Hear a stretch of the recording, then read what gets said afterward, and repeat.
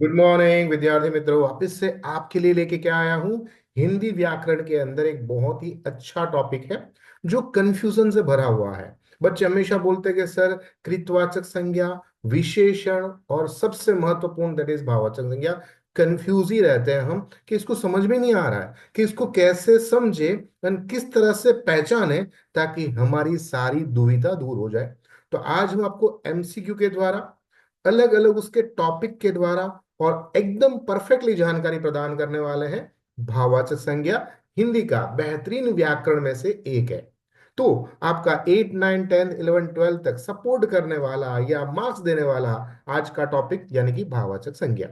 तो सबसे पहले भाव क्या होता है। भाव का मतलब फीलिंग्स है ना, किसी के प्रति आपकी भावना कैसी है, वो भाववाचक संज्ञा प्रदान करता है। संज्ञा का मतलब तो नाउन होता है। अब देखो, आप विद्यार्थी को देख सकते हो पर उसके अंदर की विद्या को नहीं देख सकते हो।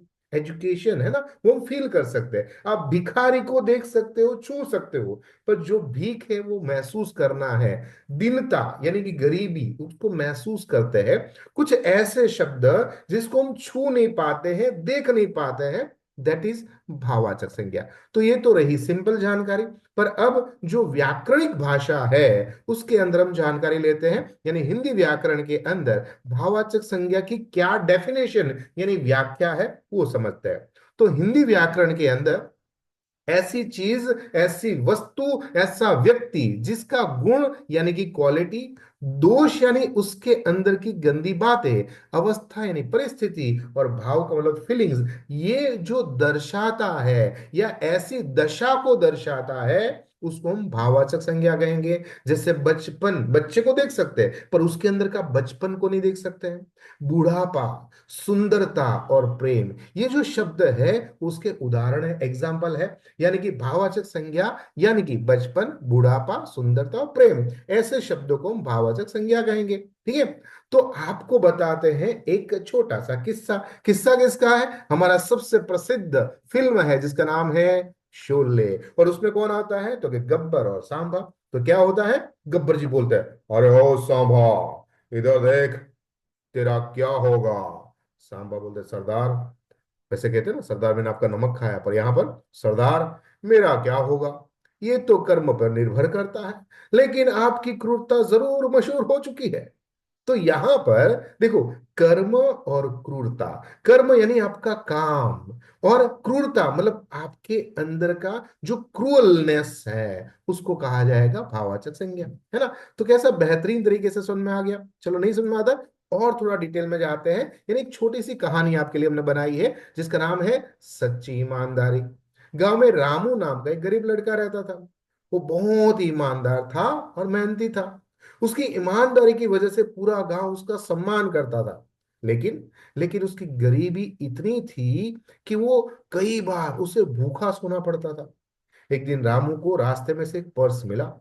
उसमें बहुत सारे पैसे थे। उसने पर्स उठाया और सोचा, अगर मैं ये पैसे रख लूं तो मेरी गरीबी दूर हो जाएगी।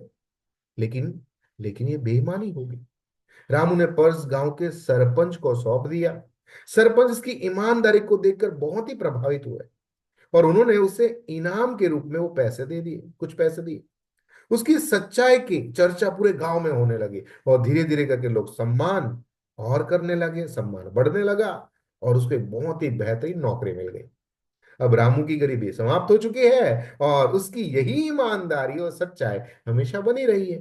तो देखो कितने सारे हमारे भाववाचक संज्ञा यहाँ पर आई, है ना। कौन कौन सी आई, चलो देखते हैं। सबसे पहले तो ईमानदारी यानी उसका गुण बताए, ईमानदार होने का गुण जो फील कर सकते हैं। गरीबी, जो हम फील कर सकते हैं, गरीब है, पैसा नहीं है, निर्धन है, उसकी अवस्था बताई। बेईमानी, उसके अंदर बेईमान होने का गुण होता है तो बेईमानी कहेंगे। सम्मान, आदर देने वाली भावना। और सच्चाई, सच बोलने के प्रति निष्ठा।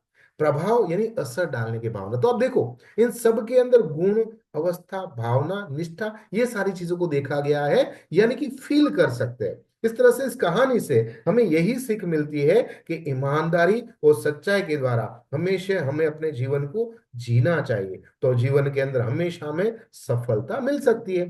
तो देखो, आपने कहानी के द्वारा समझा, एक किस्सा गब्बर के द्वारा सीखा, और हमने दिया क्या आपको अच्छे से डेफिनेशन। चलो थोड़ा और डिटेल में चलते हैं एंड और अच्छी तरह से समझते हैं। जैसे कि किसी गुण के द्वारा भाववाचक संख्या बन सकती है। तो जब किसी व्यक्ति का या वस्तु में गुण को व्यक्ति करने के लिए संज्ञा बताई जाए तो उसे भाववाचक संज्ञा कहेंगे। जैसे कि राम की ईमानदारी ने सभी का दिल जीत लिया। यहाँ पर ईमानदारी राम का गुण है और वही गुण दर्शाता है, इसलिए उसको भाववाचक संज्ञा कहेंगे। जैसे कि कोई इंसान दयालु होता है तो उसकी क्या आएगा, दयालुता। ईमानदार है तो ईमानदारी, सुंदर है तो सौंदर्य, और बलवान है तो बल। तो ये उसके गुण को बताता है या भाव को बताता है। समझ में आया? ठीक है। चलो एक और टॉपिक लेते हैं, यानी कि किसी की अवस्था बताता है, उसको भी हम भाववाचक संज्ञा कहेंगे। जब किसी व्यक्ति की स्थिति और उसकी अवस्था को व्यक्त करता है तो ऐसी संज्ञा, ऐसा नाउन, ऐसे शब्द को भी भाववाचक संज्ञा कहेंगे। जैसे कि बचपन की मासूमियत सबसे प्यारी होती है। यहाँ पर मासूमियत बालपन की अवस्था को दर्शाता है। जैसे कि बालक के अंदर क्या होता है, तो कि बालपन होता है। बूढ़े इंसान में क्या होता है, तो कि बुढ़ापा होता है। मूर्ख इंसान में क्या होता है, तो कि मूर्खता होती है। और गरीब के पास गरीबी होती है। यानी कि ये अवस्था और स्थिति को दर्शाता है। समझ में आया? तो हमने पहले में क्या देखा, तो पहले में देखा गुण और भाव। दूसरे में क्या देखा, हमने अवस्था और स्थिति देखा। अब आते हैं आगे और, यानी क्या कि कोई कार्य में भी भाववाचक संज्ञा हो सकती है। जैसे कोई कार्य कर रहा है तो उसके अंदर भाववाचक संज्ञा कैसे होती है। जैसे रवि की पढ़ाई बहुत अच्छी चल रही है, तो यहाँ पर भाव है। पढ़ाई जो है उसका भाव या क्रिया का भाव बताता है। जैसे पढ़ना तो पढ़ाई, हंसना तो हंसी, सोचना तो सोच, और चलना तो चल। तो ये उसका तरीका या फिर क्रिया बताता है। वापस से रिवाइज कर लेते हैं क्या, कि किसी का गुण और भाव बताता है तो उसको भी भाववाचक संज्ञा कहेंगे। दूसरा अवस्था या स्थिति बताता है, और तीसरे के अंदर क्रिया या प्रक्रिया बताता है। तो चौथे पे चले जाते हैं। एंड चौथा क्या है, कि भाव भी होता है। जैसे कि प्रेम, प्रेम का ही भाव दर्शाता है। माँ का प्रेम सबसे अनमोल होता है, तो प्रेम का भाववाचक संज्ञा प्रेम। घृणा यानी तिरस्कार का भाव घृणा। दुख का दुख और खुश का खुशी, है ना। तो ये जो है अलग अलग टॉपिक, जहां पर आपको भाववाचक संज्ञा के अंदर कंफ्यूजन था वो दूर हो गया होगा। ठीक है। तो यहां पर कुछ वर्ड आपको दिए हैं और उसके आंसर दिए हैं। जैसे दयालु में दयालुता होता है, ईमानदार में ईमानदारी, बलवान में बल, सुंदर में सौंदर्य, मूर्ख में मूर्खता, विद्वान में विद्वता, सहनशील में सहनशीलता, क्रूर में क्रूरता, बालक में बालपन, बूढ़ा में बुढ़ापा, गरीब में गरीबी, अमीर में अमीरी, स्वस्थ में स्वास्थ्य, बीमार में बीमारी, मृत में मृत्यु, युवा में यौवन। तो इसके अलावा पढ़ना पढ़ाई, हंसना हंसी, सोचना सोच, चलना चाल, बोलना बातचीत, लिखना लिखावट, नाच नृत्य, खेलना खेल, प्रेम प्रेम, घृणा दुख, खुशी, क्रोध और शांति। ये हमारे भाव बताने वाले अलग अलग पार्ट हो गए। तो इस तरह से हम अलग अलग तरीके से भाववाचक संज्ञा को समझ सकते हैं। अब हम थोड़ा सा रिवीजन लेते हैं, यानी भाववाचक संज्ञा में थोड़े एमसीक्यू आते हैं कभी कभी। तो उसका आंसर यहां पर है कि भाववाचक संज्ञा किसे कहेंगे, तो ऑप्शन है सी। इसमें गुण, अवस्था, कार्य का भाव दर्शाता है तो उसको हम भाववाचक संज्ञा कहेंगे।